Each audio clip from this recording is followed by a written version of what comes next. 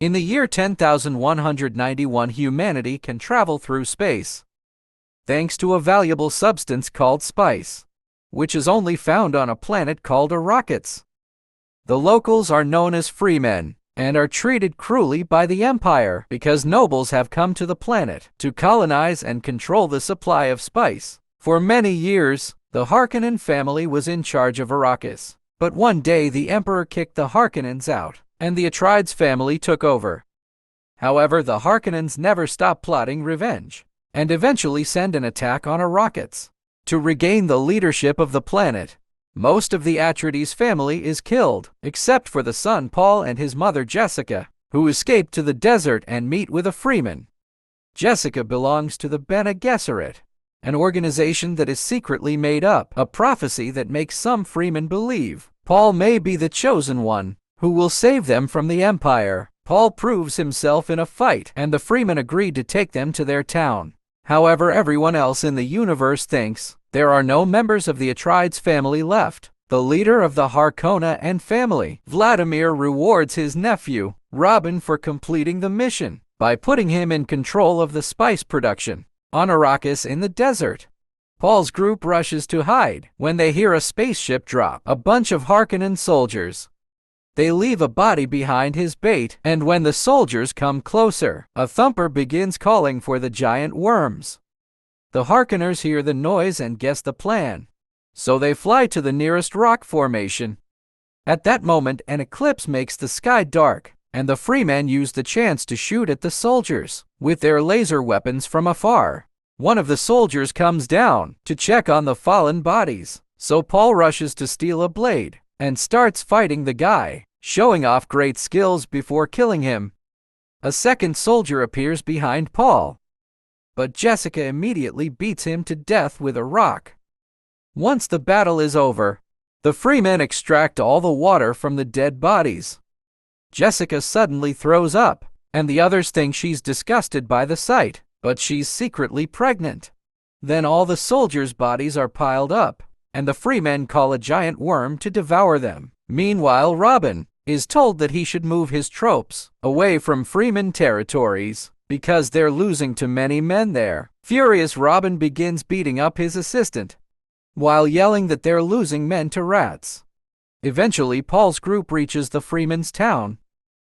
Many people aren't happy to see Paul and are worried of him, but some locals believe the prophecy and bow to him. Stilgard tries to convince the council that Paul is the chosen one, but they don't take him seriously. Paul and Jessica are still given food, and the spice in the dish makes Paul have a vision he can't understand. Afterward, Jessica is called to watch the ritual, in which they extract the water from the warrior Paul killed and added to a lake in the cave.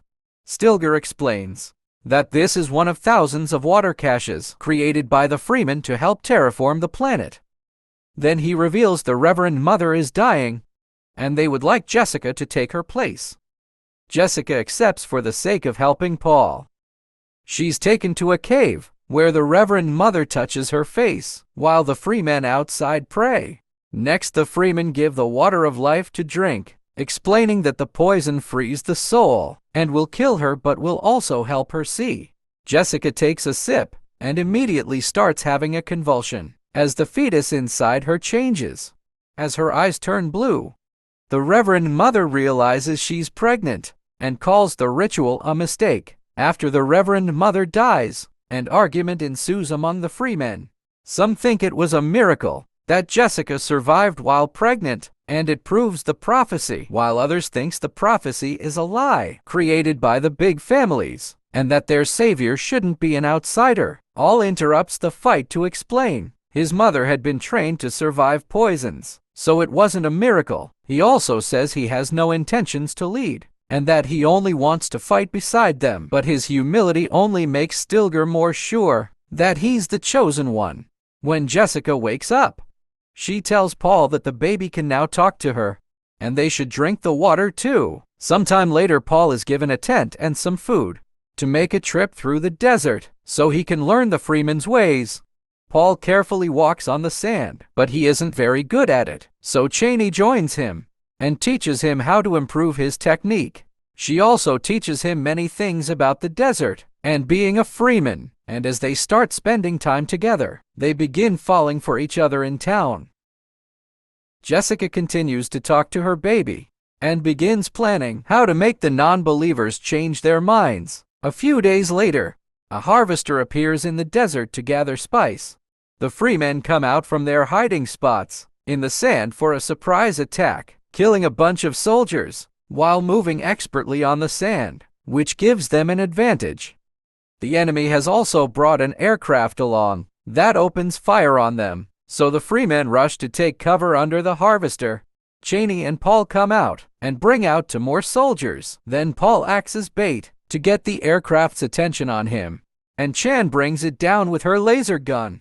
Now, the way is open for more freemen to come out of hiding and shoot at the harvester, at the same time finally destroying it. That night the group celebrates their victory and finally accepts Paul as part of the freemen.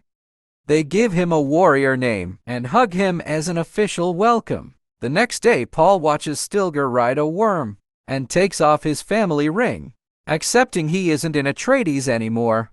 Then Cheney joins him and they share a kiss. For the next few months, the group keeps traveling together through the desert and bringing down any harvester they can find, slowly causing great losses to House Harkonna. When Vladimir hears about all this trouble, he kills two assistants in fury. He calls Robin to his chambers and informs him that if they keep on failing, the Emperor will take spice out of their control. Robin must make things right or he'll be punished. Back to Paul, he wakes up from another nightmare. He tries to share with Cheney, but he doesn't remember much. He sees himself following a woman into war, while hundreds of people die around them. Cheney tells him weird dreams are just a consequence of being exposed to spice for so long afterward. Paul gets ready for the Freeman's rite of passage, which consists of summoning and riding a sandworm. Paul tests the sand on a few spots until he finds the perfect place and puts down a thumper. Soon, a worm bigger than usual appears. Yet Paul isn't afraid. He jumps on top of it and using some hooks, he manages to hold on to the worm before he falls off. After some struggling, he gets on the right spot and connects the hook to start riding the worm properly, gaining the respect of the freemen.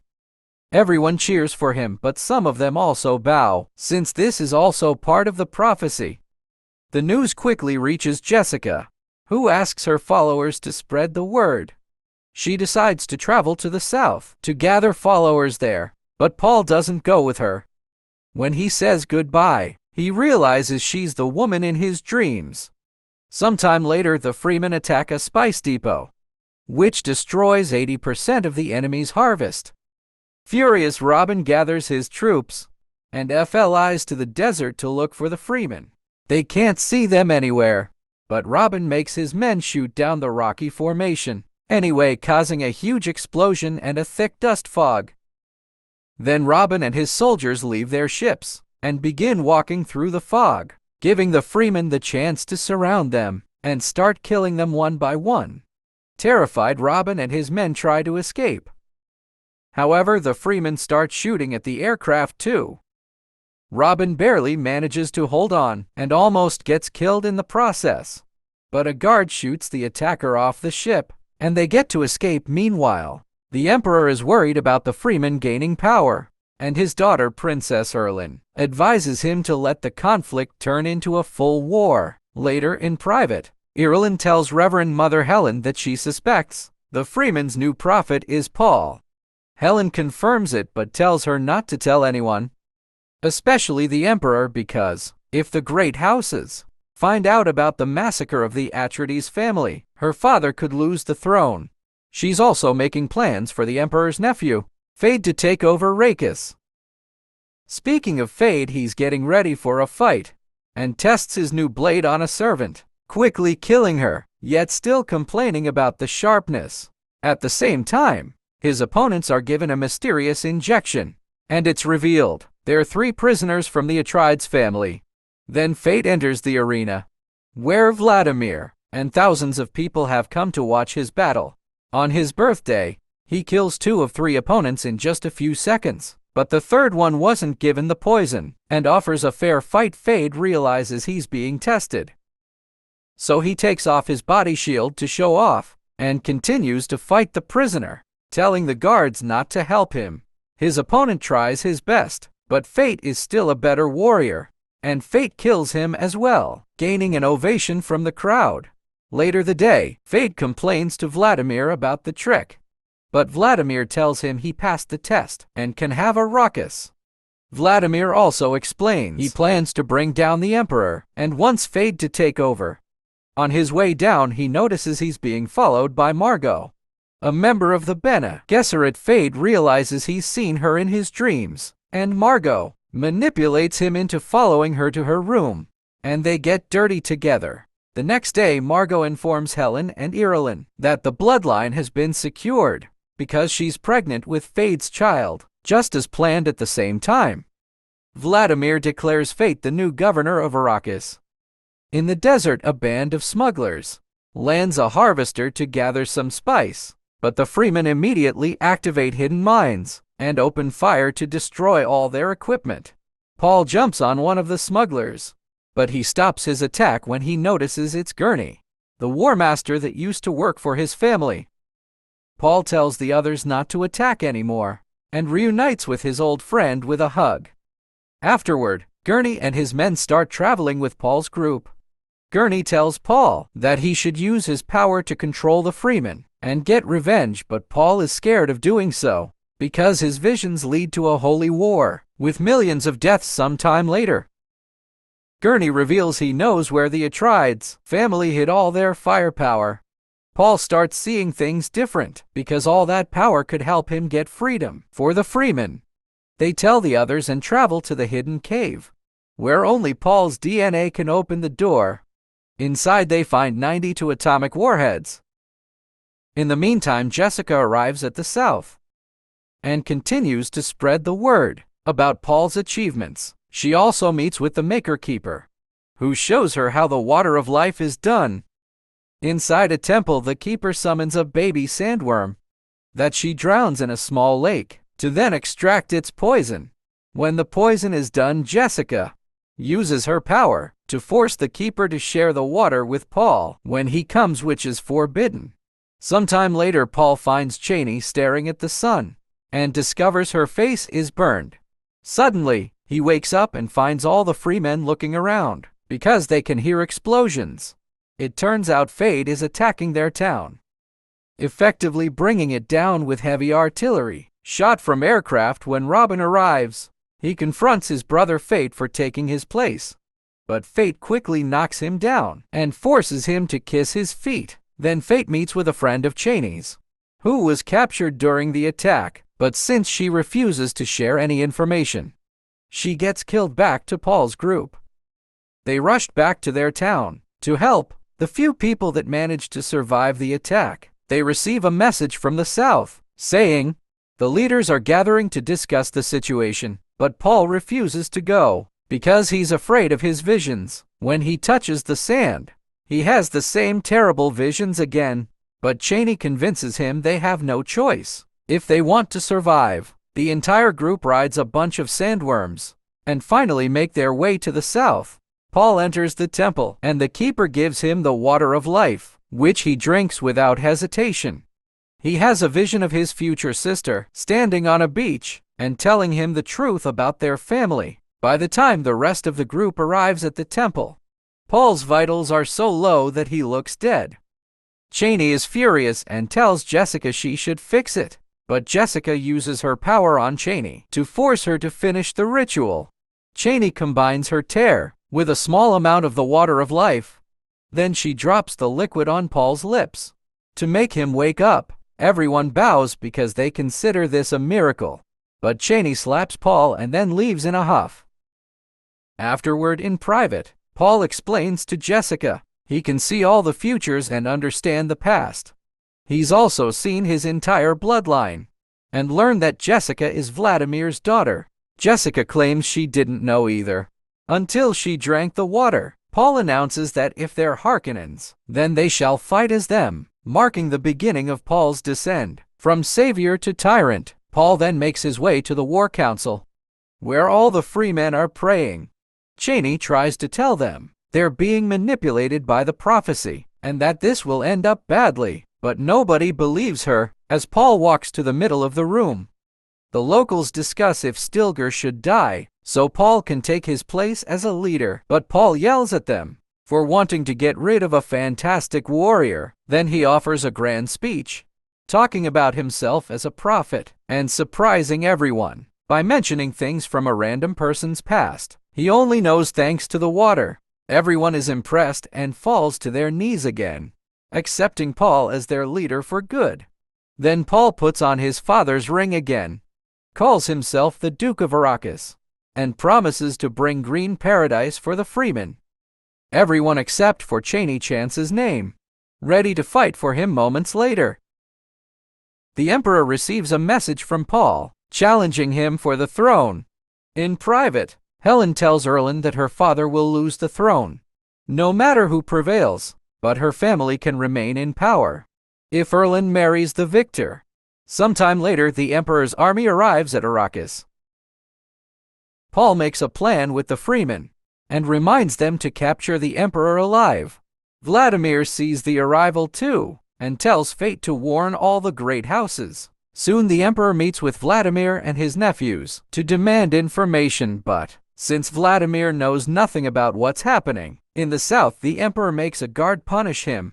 At that moment, the freemen open fire, destroying the enemy shields, thanks to the atomic warheads, and causing sand to blow everywhere. Providing cover, they also set up a bunch of thumpers to summon an army of worms, which they ride right into battle to kill hundreds of soldiers. At the same time, many freemen come out of the sand as well, attacking from behind structure, so the enemy is surrounded on all sides. The soldiers try to fight back, but they aren't used to the desert, and their loss is inevitable. Soon the freemen make their way inside, and Paul walks through the room without anyone reacting because they are protecting the Emperor. Paul finds Vladimir trying to crawl away, and after calling him grandfather, he kills him on his way out. He tells the others to feed Vladimir's body to the desert and take everyone prisoner. For the next few hours, the battle carries on, and the freemen are clearly winning. Robin tries to escape, but Gurney finds him and challenges him, killing him in just a few seconds, as revenge for losing his duke and friends. The battle ends that night, and all the bodies are burned down, except for Vladimir's, who is thrown in the sand. The next morning, Paul learns that the great house's ships are above them, waiting to attack. He gets Gurney to send a warning, saying that if they don't honor his ascendancy and attack him, their warheads will obliterate the spice field. Then Paul announces he'll marry Erland, so they can rule together, but he wants the Emperor to answer for the massacre of his family. The Emperor refuses to negotiate, so he gives Fate his blade and chooses him to represent him in a fight. Paul calls Fate cousin and the duel begins. Both men are amazing warriors, and the fight is pretty equal, but soon Fate knocks Paul down and mocks him, while calling Cheney his pet. Refusing to give up, Paul attacks again, and in just a few moves Fate manages to stab him twice.